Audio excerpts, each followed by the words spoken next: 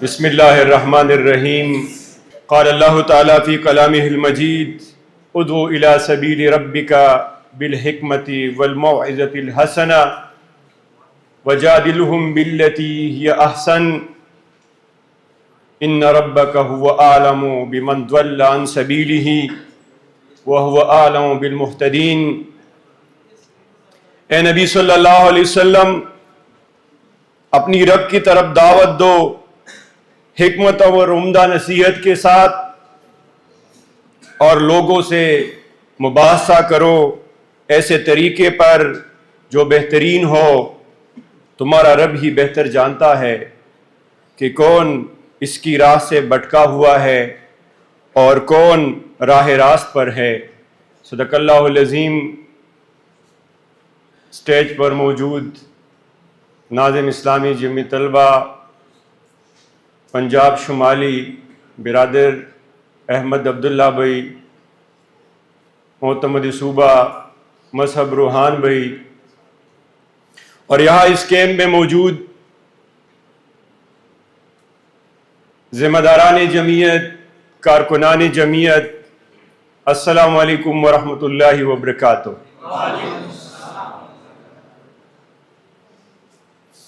بے شک تمام تعریفیں اللہ رب العالمین کے لیے ہیں، جو میرا آپ کا اور تمام کائنات کا رب رحمان ہے، مالک ہے، خالق ہے، کن فیکن ذات ہے۔ اور لاکھوں کروڑوں درود ہو نبی مہربان صلی اللہ علیہ وسلم پر،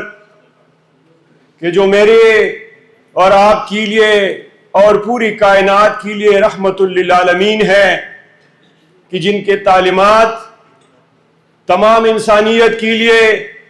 ہدایت کا سرچشمہ ہے، اور جن کی تعلیمات میں ہمارے لیے جہنم کی آگ سے نجات اور جنت کی بشارت موجود ہے۔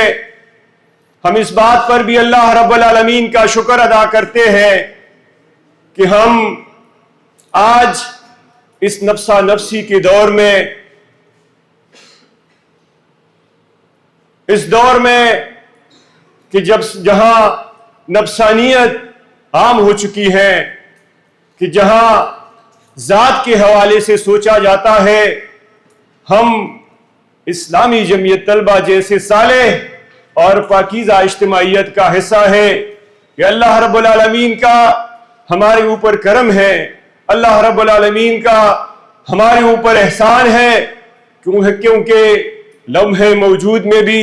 جہاں ہم اقامت دین کے حوالے سے، دین کے ابلاغ کے حوالے سے، اور اللہ کی دین کو اس معاشرے میں عام کرنے کے حوالے سے یہاں اس حال میں موجود ہے، اس پروگرام میں موجود ہے، کتنے کروڑوں اور لاکھوں ایسے نوجوان ہوں گے جو ہمارے تعلیمی اداروں سے وابستہ ہے، جو ہمارے گلی اور محلے میں اسی طرح بے مقصدیت کی زندگی گزار رہے ہوں گے، لیکن یہ اللہ رب العالمین کا احسان ہے، ہمارے اوپر خصوصی کرم ہے۔ اس میں ہمارا کوئی کارنامہ نہیں ہے کہ اللہ رب العالمین نے ہمیں ایک بہترین صلاحیت والی اجتماعیت نصیب فرمائی ہے۔ ہمیں اس پہ اللہ رب العالمین کا شکر بھی بجا لانا چاہیے، لیکن شکر گزاری کا یہ معاملہ صرف زبان کے حد تک نہیں ہونا چاہیے، بلکہ اسلامی جمعیت طلبہ جیسے صالح اجتماعیت پر شکر کا تقاضا یہ ہے کہ ہم اسلامی جمعیت طلبہ کی اس پیغام کو عام کریں، ہم اسلامی جمعیت طلبہ کی اس پیغام کو عملی طور پر طلبہ اور تعلیمی اداروں میں اور گلی محلے میں پھیلانے کی کوشش کریں۔ یہ ہمارے لیے شکر کا ایک ذریعہ ہو سکتا ہے۔ میرے عزیز ساتھیوں اور دوستوں، آپ یہاں پہ جمع ہوئی ہیں، اسلامی جمعیت طلبہ کے سیشن کا آغاز الحمدللہ ہو چکا ہے، انتخاب کے مراحل، تقرریوں کے مراحل مکمل ہو چکے ہیں، پلاننگ کا مرحلہ بھی الحمدللہ تکمیل تک پہنچ چکا ہے۔ آج کا یہ اجتماع تبھی میں پلاننگ کے حوالے سے ہے کہ ہم جان سکے، آپ لوگوں کو آگاہ کر سکے کہ اسلامی جمعیت طلبہ نے اس سیشن اپنے لیے کیا پلاننگ رکھی ہے وہ کارکنان کے ساتھ شیئر کی جائے. لیکن اس پروگرام کا دوسرا مقصد یہ بھی ہے کہ ہم اس دعوت کے کام کرنے کے حوالے سے اپنے آپ کا تزکیہ بھی کریں اور تذکیر بھی کریں کہ ہم معاشرے میں اس دعوت کو کن اصولوں کی بنیاد پر طلبہ تک پہنچانے کی کوشش کریں گے. کون سے وہ پرنسپل ہوں گے کہ جس کے بنیاد پہ ہم کالج اور یونیورسٹی میں پڑھنے والے, ہمارے گلی اور محلے میں پڑھنے والے, وہاں بستے والے, وہاں رہنے والے نوجوانوں کو اس تحریک سے جوڑیں گے. ہماری لیے کیا مشعل راہ ہے, ہماری لیے کیا حکمت ہو سکتی ہے. وہ وہی حکمت ہے کہ جس کے بارے میں اللہ رب العالمین نے نبی مہربان صلی اللہ علیہ وسلم کو یہ حکم دیا تھا کہ اللہ کے نبی صلی اللہ علیہ وسلم لوگوں کو دین کی طرف بلاؤ, لوگوں کو اسلام کی طرف بلاؤ, بہترین نصیحت کے ساتھ اور بہتر حکمت عملی کے ساتھ. ہماری لیے بھی یہی بہتر حکمت عملی ہماری لیے مشغل راہ ہونی چاہیے, ہمارے دعوت کا ٹول ہونا چاہیے. اور بہتر حکمت عملی کیا ہے, بہترین حکمت عملی کیا ہے کہ آپ وقت اور حالات کے مطابق اسٹریٹجیز کو ڈیفائن کریں, آپ وقت اور حالات کو سمجھتی ہوئی اس دعوت کی کام کو آگے پھیلانے کی کوشش کریں. اور یہی آپ کے بہترین حکمت عملی ہے. بہترین حکمت عملی آپ کی گفتگو کے انداز بھی ہے, آپ کے طور طریقے بھی ہیں, آپ کے اسٹریٹجیز بھی ہیں, آپ کے اس دعوت کے حوالے سے اور اپنے مدعا اور اپنا دعوت لوگوں تک پہنچانے کے لیے ٹول استعمال کرنے کے حوالے سے اسٹریٹجی بھی ہے. یہی اسلامی جمعیت طلبہ کے پیش نظر بھی ہے. اور آج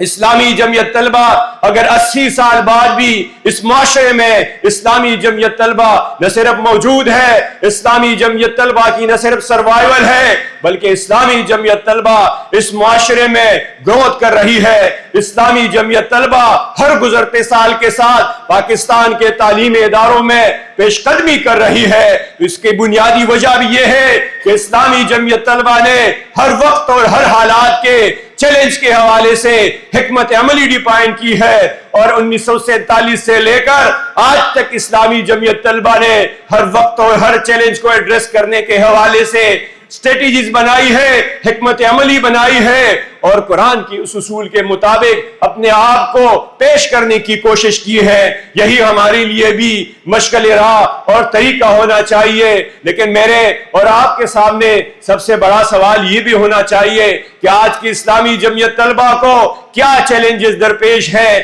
یہاں اسلامی جمعیت طلبہ کا جو ڈومین ہے کہ جو طلبہ کی صورت میں تعلیمی اداروں میں موجود ہے,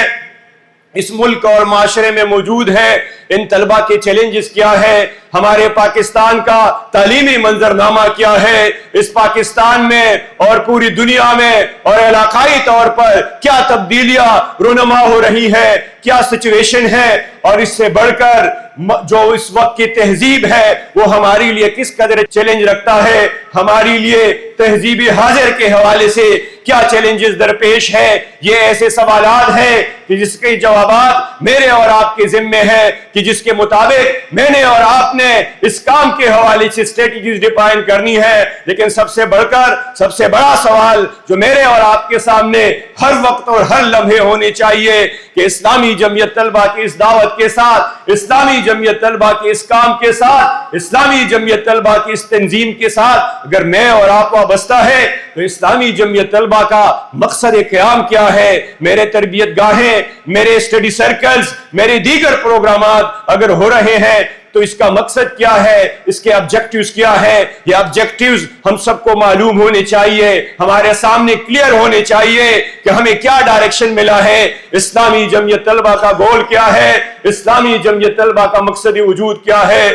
میرے بھائیوں اور دوستوں, اسلامی جمعیت طلبہ کا مقصد وجود, اسلامی جمعیت طلبہ کا جو اہم گول ہے, جو یونیک گول ہے, جو مین گول ہے, وہ افراد کار کی تیاری کے حوالے سے ہے. سید ابو العلا علیہ الرحمہ نے اسلامی جمعیت طلبہ کا قیام پاکستان بننے کے فوراً بعد اسی لیے کیا تھا کہ ہم اس معاشرے کو, ہم اس ملک کو, جس کا نعرہ یہ تھا کہ پاکستان کا مطلب کیا, لا الہ الا اللہ, بٹ کے رہے گا ہندوستان, بن کے رہے گا پاکستان. پاکستان کا مقصد کیا؟ لا الہ الا اللہ. اس نظام کے لیے عملی طور پر ہم ایسے افراد کار کو تیار کر سکے جو اس ملک کے نظام کو چلانے کے قابل ہو, جو اس ملک کے نظام کو اقامت دین کی تصور کے مطابق چلانے کے قابل ہو. اقامت دین کا تصور کیا ہے؟ اقامت دین کا تصور صرف عبادات تک محدود نہیں ہے. اقامت دین کا تصور ایک وسیع تصور ہے. اقامت دین کے تصور کا یہ مطلب ہے کہ زندگی کے ہر گوشے میں, زندگی کے ہر دائرے میں اسلام کو نافذ کرنا ہے. چاہے وہ گوشہ ہمارے معیشت کے سے ریلیٹڈ ہو, چاہے وہ گوشہ کاروبار سے ریلیٹڈ ہو, چاہے وہ تعلیم سے ریلیٹڈ ہو, چاہے وہ عدالتی نظام سے ریلیٹڈ ہو, چاہے وہ ریاستی امور سے ریلیٹڈ ہو. بعض ہر دائرے میں, ہر سیکٹر میں اسلام کو نافذ کرنے کا نام اقامت دین ہے. میرے اور آپ کے سامنے یہ سوال ہے کہ اسلامی جمعیت طلبہ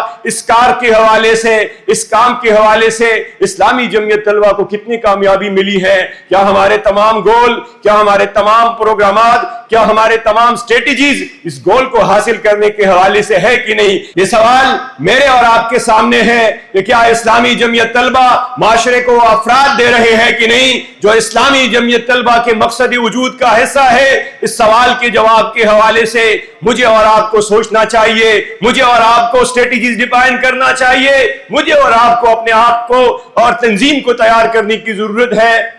اور اس حوالے سے افراد کی اہمیت کی جائے, افراد کی اگر اہمیت کی بات کی جائے, فرد کی تیاری کی اگر بات کی جائے تو اس جدید دور میں فرد کی اہمیت کا جو وہ اہمیت ہے وہ بڑھ چکا ہے. آج افراد, آپ دیکھتے ہیں کہ ہمارے معاشروں میں, ہمارے ملک میں بھی افراد کی اہمیت بڑھ چکی ہے, اور کئی دائروں میں ہمیں یوں بھی نظر آتا ہے کہ افراد کی اہمیت تنظیموں اور اداروں سے بڑھ کر ہو جاتی ہے. اسی لیے اسلامی جمعیت طلبہ فرد کی تیاری کے حوالے سے بھی اسلامی جمعیت طلبہ کو سوچنے کی ضرورت ہے. اسلامی جمعیت طلبہ کی جو مقصدی وجود ہے وہ اسی فرد کی تیاری کے حوالے سے ہے. میرے عزیز ساتھیوں اور دوستو, ہمیں پاکستان کے تعلیمی منظرنامے کے حوالے سے بھی علم ہونا چاہیے. ہم جس دائرے میں کام کر رہے ہیں, ہم جس تعلیمی ادارے میں کام کر رہے ہیں, ہم جس گاؤں دیہات اور تحصیل میں کام کر رہے ہیں, ہمیں وہاں کے منظرنامے کا, ہمیں وہاں کے نوجوانوں کے ٹرینڈز کا, ہمیں وہاں کے تعلیمی ٹرینڈز کا بھی معلوم ہونا چاہیے.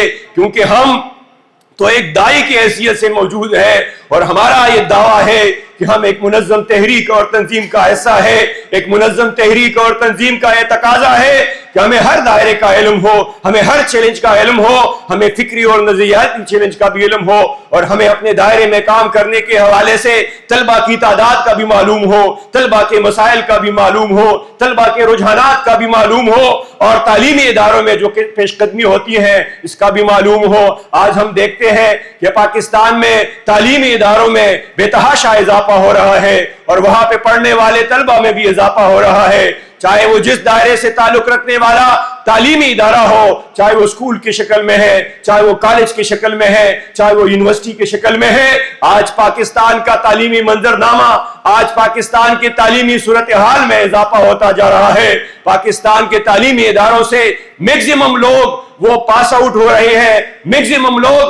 پاکستان کے تعلیمی اداروں سے منسلک ہو رہے ہیں. ان کو اسلامی جمعیت طلبہ کی دعوت کی طرف لے آنا, ان کو اسلامی جمعیت طلبہ کی دعوت سے منسلک کرنا, یہ ہمارا چیلنج ہے, یہ ہماری اسٹریٹجی ہونی چاہیے. اور اسلامی جمعیت طلبہ نے اپنے لانگ ٹرم میں بھی یہ رکھا ہے کہ جتنے بھی تعلیمی ادارے بن رہے ہیں, اب تو پاکستان کے تقریباً ہر شہر میں اور ہر تحصیل میں اور ہر ضلع میں تقریباً یا تو یونیورسٹی موجود ہے اور یا ایسا انسٹیٹیوٹ موجود ہے کہ جو ڈگری ایوارڈنگ انسٹیٹیوٹ ہو. تو اس لیے اسلامی جمعیت طلبہ کے لیے یہ اپرچونٹی بھی ہے کہ ہم ان اپرچونٹیز سے اسلامی جمعیت طلبہ کی مستفید کریں, ہم ان لوگوں کو اسلامی جمعیت طلبہ کا حصہ بنائیں, کیونکہ یہ میرے اور آپ کی ذمہ داری ہے. اور اسی لیے اسلامی جمعیت طلبہ کے کام کے استحکام کے حوالے سے بھی یہ بات اہم ہے کہ وہ زمانہ تقریباً اب گزر چکا ہے کہ ہمیں مختلف اضلاع میں افراد کے حوالے سے یہ چیلنج درپیش ہوتا تھا کہ لوگ مائیگریٹ کر جاتے ہیں، لوگ بڑے شہروں کی طرف آتے ہیں۔ اب تو ہمارے ان اضلاع میں بھی جو پیریفری میں واقع ہے، تحصیلوں میں بھی ایسے تعلیمی ادارے موجود ہیں، بی ایس کے کالجز موجود ہیں کہ جہاں پہ طالب علم اپنے 2 سال گزارتے ہیں، پھر اپنے 4 سال گزارتے ہیں۔ اس لیے ان لوگوں کو اسلامی جمعیت طلبہ کے ساتھ کنیکٹ کرنا، اسلامی جمعیت طلبہ کی دعوت پہنچانا، یہ میرے اور آپ کی ذمہ داری ہے۔ اس لیے میرے دوستو، پاکستان کے تعلیمی ادارے ہو، چاہے وہ جامعات ہو یا ڈگری ایوارڈنگ ہمارے کالجز ہو، یہ ہمارے لیے اہمیت کے حامل ہے۔ اس لیے بھی اہمیت کے حامل ہے کہ وہاں سے پڑھنے والا نوجوان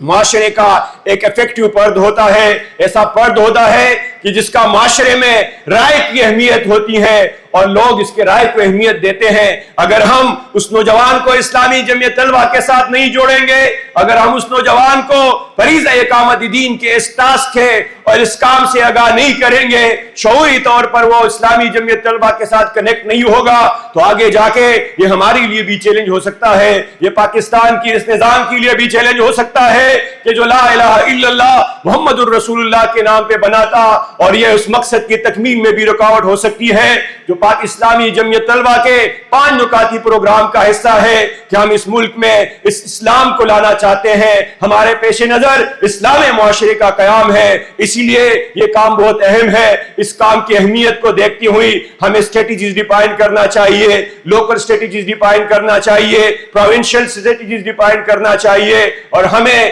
مرکزی سطح پر اسٹریٹجیز ڈیفائن کرنا چاہیے۔ لیکن یہ بات بھی آپ سب کے پیش نظر رہنا چاہیے کہ اسلامی جمعیت طلبہ اپنے قیام سے لے کر آج تک طلبہ مسائل کے حوالے سے بھی ریلیونٹ رہی ہے۔ ان تعلیمی اداروں میں اگر ہمارے لیے اپرچونٹیز موجود ہیں، اگر ہمارے لیے کام کے حوالے سے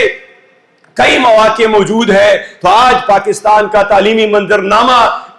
اس نہج پہ کڑا ہے کہ پاکستان کے تعلیمی نظام میں مسائل بے تحاشا آ چکے ہیں۔ ہر سیکٹر، چاہے وہ اسکول کا سیکٹر ہو، چاہے وہ کالجز کا لیول ہو، چاہے وہ یونیورسٹیز کا لیول ہو، وہ مسائل کا شکار ہے۔ ان مسائل کے حوالے سے ہمیشہ اسلامی جمعیت طلبہ نے تعلیم کے مسائل پہ بات کی ہے، اسلامی نظام تعلیم کی بات کی ہے، اسلامی جمعیت طلبہ نے طلبہ کے حقوق کی بات کی ہے۔ اور یہ بات ہم سب کو معلوم ہونا چاہیے کہ اس وقت پاکستان کے تعلیمی اداروں میں بہت سے چیلنجز درپیش ہے، اور اسلامی جمعیت طلبہ کے پروگرام کا بھی یہ حصہ ہے۔ اسلامی